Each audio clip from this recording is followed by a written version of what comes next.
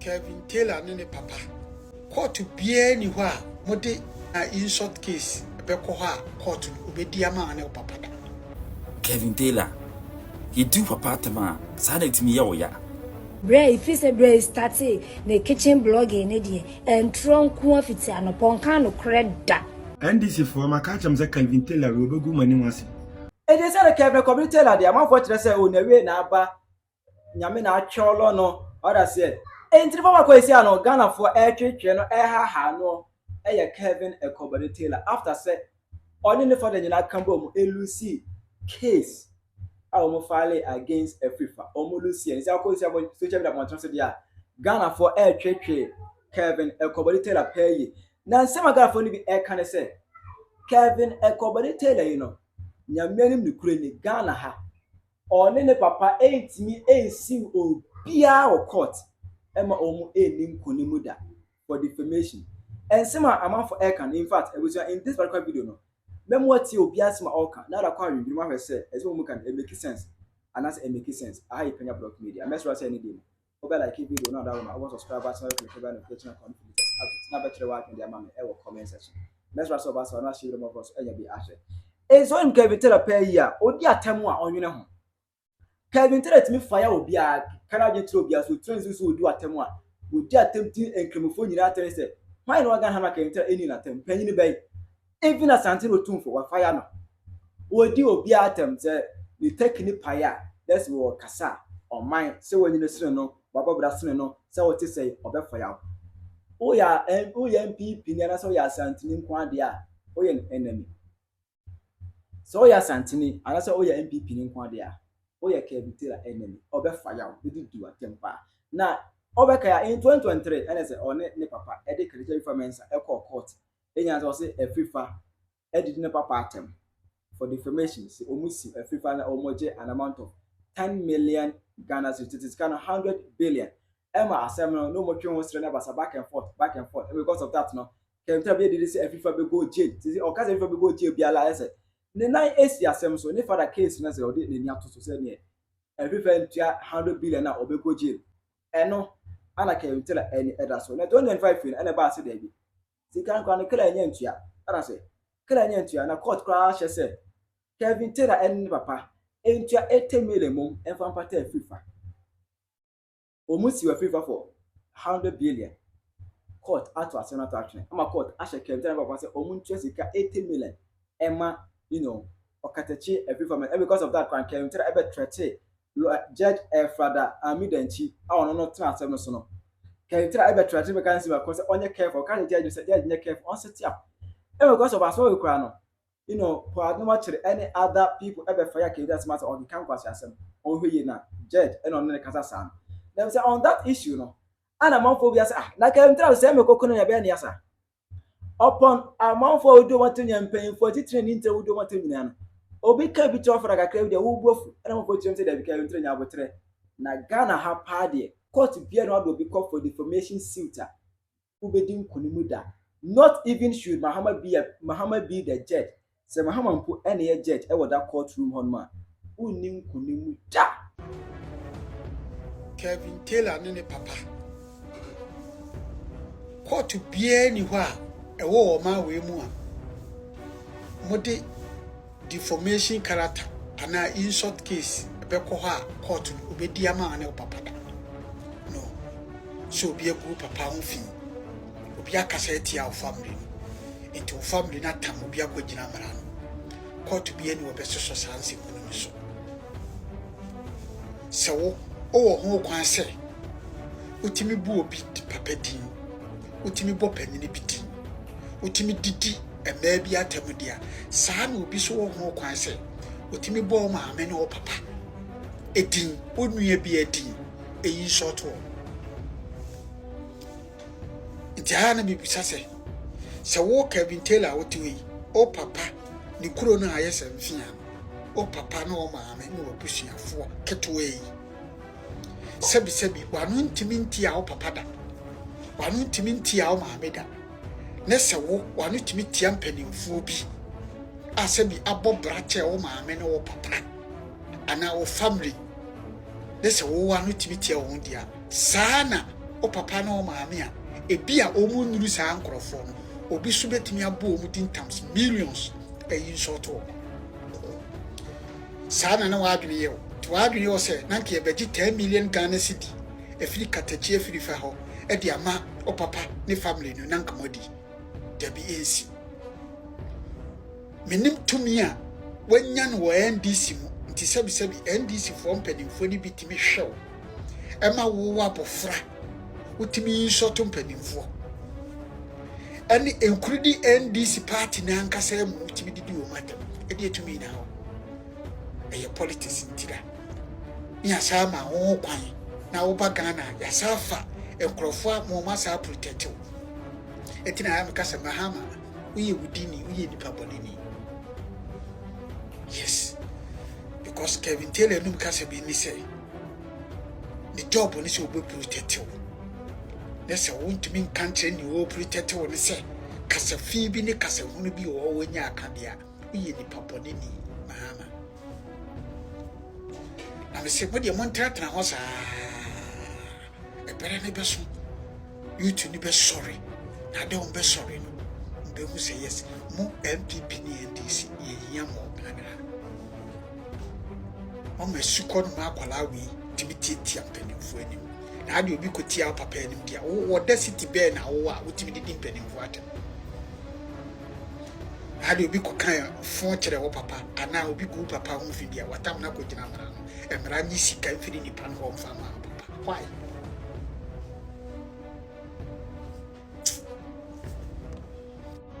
Abusuafo no kra no ho no ma ese e ka sade no bebi esi no won fancy wo no ma efrito nana Kevin Taylor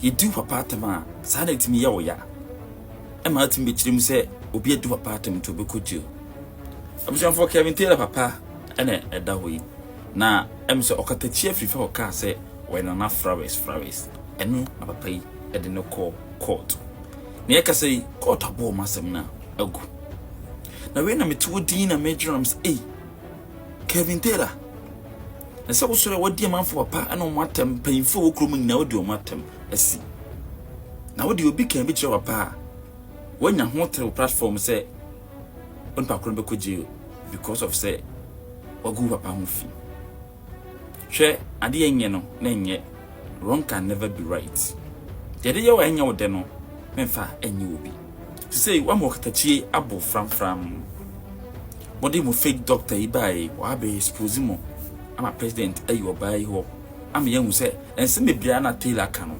ana intro ewu wasa no papa court wasa yi papa hwe no this is say Okatakyie Afrfia is the man. Abuja for me share video imra ya ba ni abeti ente ho to why me ba na maba e nsema nkofo keka dey forget amafo be ko jail vimba maka me say eye ekuraso kumfu panda obeko jail maka kire no sebio obema sa no single evidence. He comes to sit on TV and say, oh, this guy Okatakyie will go to jail. Meanwhile, in the whole of this country, the only case that I have before the courts of our nation, as it stands now, is a defamation suit by Kevin Taylor's father. And Okatakyie Afrfia saying that I've defamed him. For that matter, he wants some compensation. Who goes to a civil case and ends up in jail? But the people believe in gossip. Okatakyie will go to jail and this. Jimmy sa na adiachi. Jimmy sa fiti anopa kopmenyu mre. Fiti sa obesole anopa adwale ne mane do omako school anu aduane asi ni edi washing machine asi ni yire nyema bewie. Obetena wa Jimmy sa na adiachi. Jimmy sa na adiachi. And Tronqua Bray, if it's a Bray started the kitchen blogging, and Tronqua fits an upon kind of credit. Now, I am a cheetah for and the followers in Ayana Misuma or more. Mudims will be try on Trana or move. So be try on Tran and the Paconu or move. One for 1 year shame. Well, a kitchen blogging now, and Tronqua fits an opaque of menu. The Biani Bechu Biatum, and ye Bejeli will be, and I find see a Jimmy sa na diache. As some more no him say yen tro. as a still no I yelling ho no I who na funu kutu and I'm say you didn't true mama and from Magina the Yemni na funu munti no who na funu trum kutu no can no han and then near blue dear tem and as a Ghana will be dear tamani ye huni paninti Jimmy's now Monya could do this if when you could do say attend the and more mobile power. You are sick in the head. So because I attend the and more mobile power. I was for me and trust me and quiet Virginia. So Jimmy's Nadia Chinadia.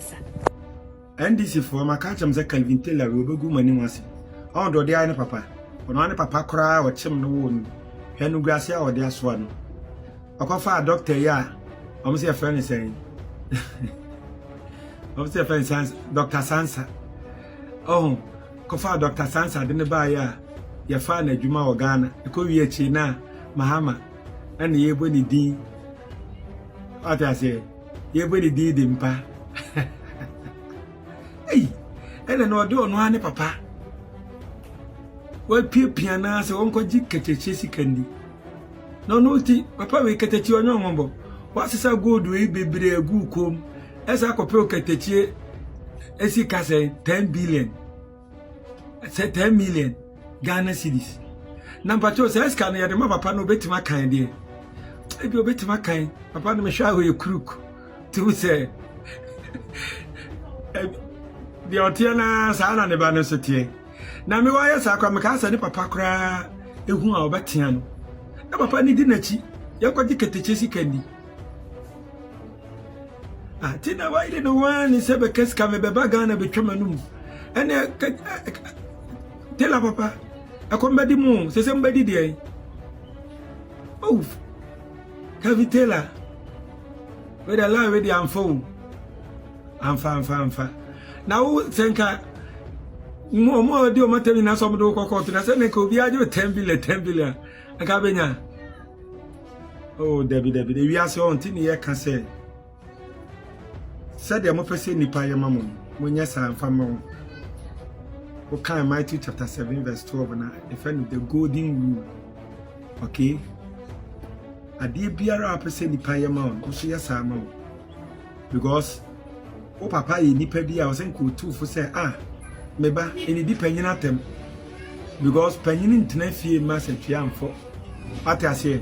Now, papa penny will which I will say, could the Wahinatem, could the police at them, could the soldier for them, could the lawyer at them, to me first Chief Justice in one, and in the maybe Tio Matem put all. We know some other command lawyer. Ubi a day of soldier in this one question. Oba Ghana, no soldier force and a bomb by. Now, say, do a matem. The president at them. Now, is a president Konya and one a president Mahama so to be. It would be at the atom, what the Konya your class would be because now pay and man who be Bianca and Samiba. It depends on them. And I'm going to say, Papa or Hini, will be up with yes or Papa or Hini, or Hina winning Mamma Mary. Copper Colesi Kedi. Nakatechia or Copenisi Kedi. I'm saying, Quasia, Jimmy Fuasha, one neighbor, we could see any day. We cannot put our lives on the line to bring you back to power for nothing. Majority of us on social media, myself, Ikoto, Freemind, Raso Kebwachi, intelligent, honest bloggers who were honest in their deliberations, did not do this because you were a handsome man. They did not put everything on the line because they love you more than their mother. You were paid. We did this because we believed in your vision, we believed in your honesty. Yeah. You need to make sure the right thing is done. African American and all these criminals are supposed to face the law. Yeah. Damsia, I won't be Bawaya.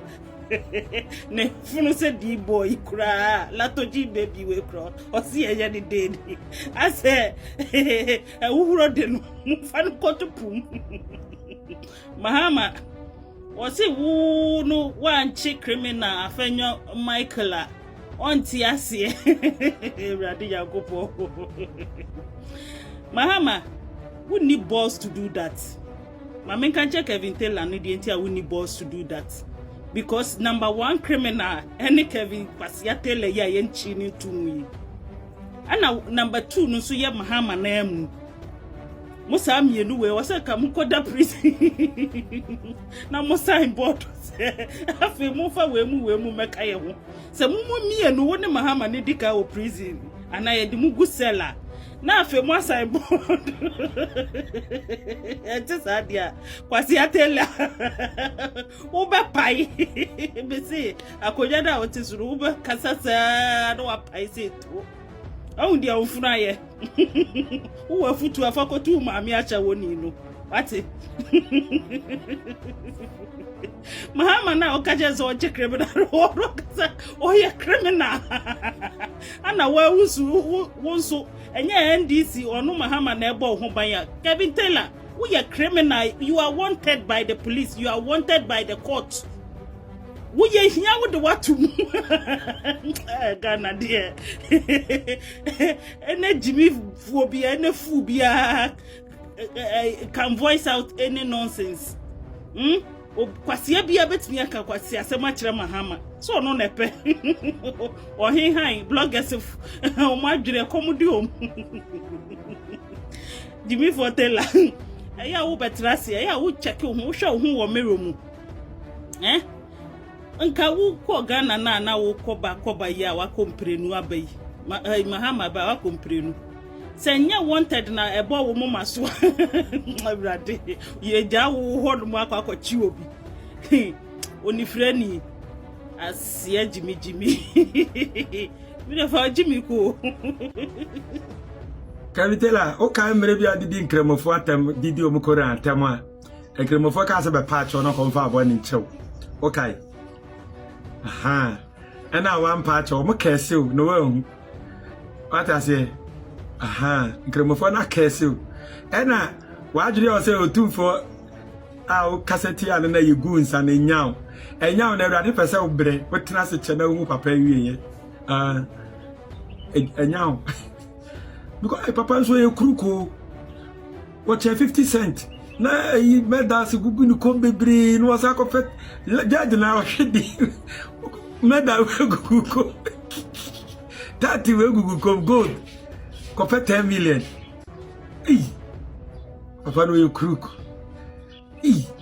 Kevin Taylor make secretary cha adu bi o greedy na order ne sa ko share kukuo bi a waya ne sa say na ne sa ko mo aduane so de ba akwaduna is so be ba akono wo fa ni nyina na ne sa kam ono so won jem o jira wa me be chi ne bi na ato no ne papa betina eye oboase apetition bia ba gas line no timi bi ena kwa wetimi yankwa hwe ne papa himfi yankwa hwe ne papa himfi we on to na me ya ye odo prince na me na me ya ye odo this o papa himfi nyina adwiragu o papa himfi o papa Kevin Taylor papa himfi be come some steer e come manai Kevin Taylor papa himfi ni kwasi ampani oto a wodi di pattern o papa himfi na adani a kyeremre ayi a premier headquarters o papa himfi ni Kevin Taylor a wodi di pattern o papa himfi ni aye odo himfi na me na me ya prince nani Prince Sobay.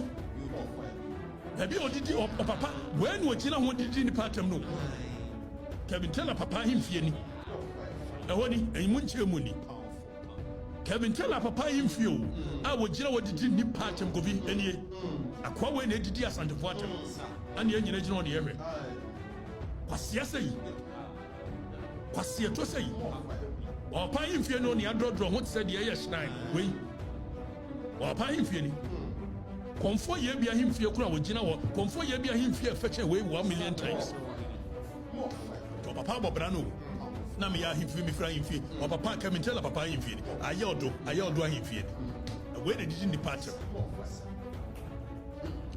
yanko obuase ne yanko hwefia na otimu obuase kwasia sei na mon kan kore Kevin Taylor Amatela ana edidi asantefo atem ana ye menuanu anwonafo de I am not necessary. Would you bet me a task and the first you open beer?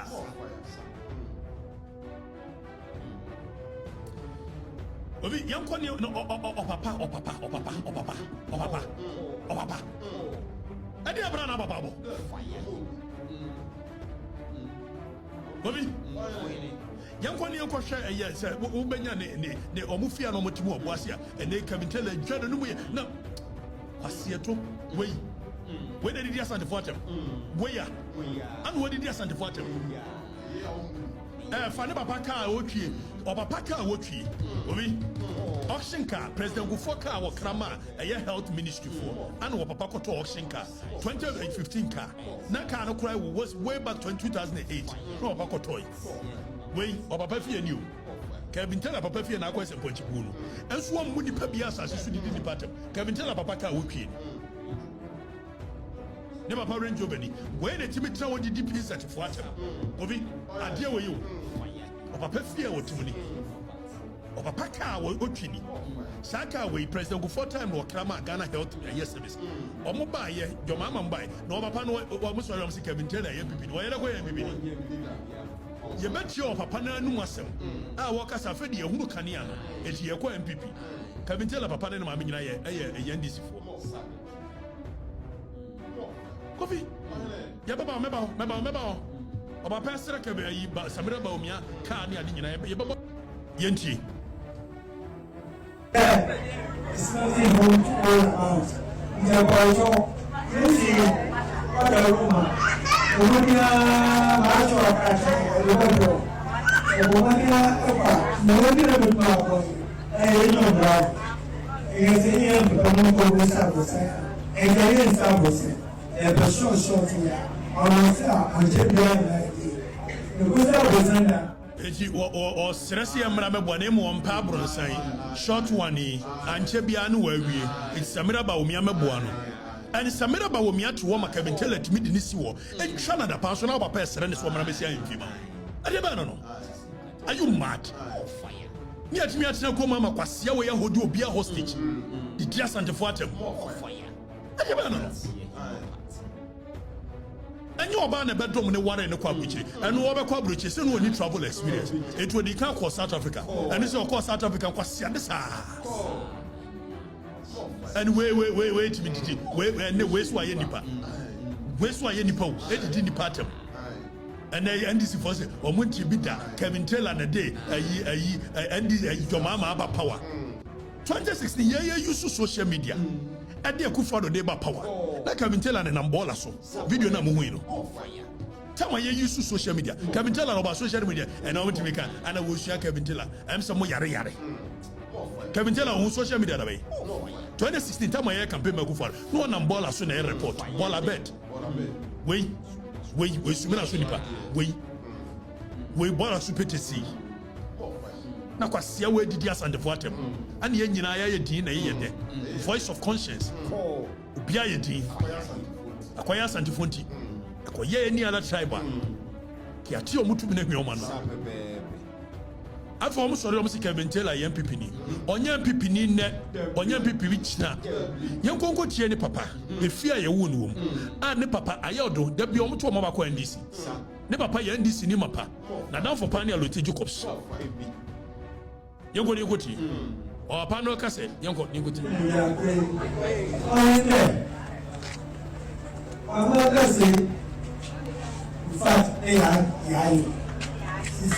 O papa na kan fante kasa. Obi o se kwa man kase in fact na ya ayo. Fantini kasa na ya ayo wa na yesa ni ayira. We didn't know the way. Afedi ye hunu kwa so car ne ya yimfia wo penti. All of a sudden was said na yentie no. In fact, sister na ko na do. Ya le fie.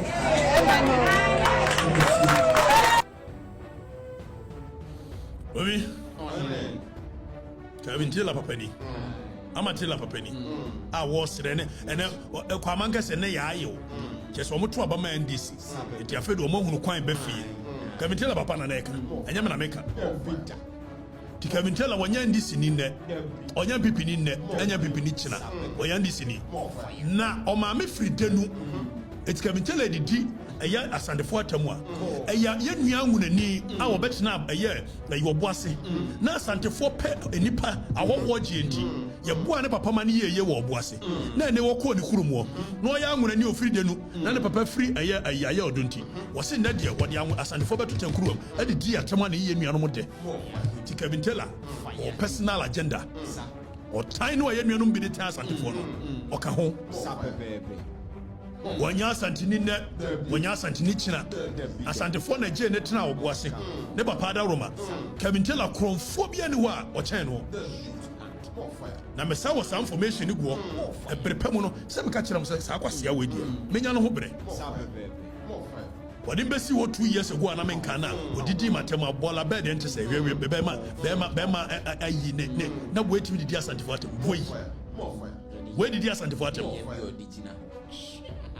eti mu a makama no atum mu a mo hyɛ because ɛyɛ mo den no sɛ so kɔto sa aboa ne si unua so a yɛ kasa sɔre yɛ so yɛ kasa sɔ me so me de me ka kyerɛ mo ne me ka kyerɛ mo kyena saa ɔtan no a yɛde tan asantefoɔ no sɛ toa so a national security chieftaincy minister mo nyinaa mo nim di esi the end result ɛna hwɛtan a ɛda ɛyɛ bonofoɔ ɛne asantefoɔ nte ɛbɔ abira yɛn kae baabi a bono ne asantefoɔ kɔ ntɔkwa na nadɔm ahene nneɛma a wɔyɛ nti bia nka ho asɛm ɛne kwa de waka akɔduru sɛ ɔso ɔbɛkum nipa the deep seated hatred for asantes ayɛ dɔm ahene ɛne ɔyi so yɛ nuanom bonofoɔ ɔde ɔmo yɛ ɔno ano personal agenda na meka kyerɛ meka asɛm bi kyerɛ no na nadɔm ahene yɛ aduanani mɛsia agya hene amanseɛ adumasa aduanefoɔ wɔ hɔ ka ho ɛtumi hu ne sɛ me papa but nadɔm ahene adeɛ no a wayɛ over the years no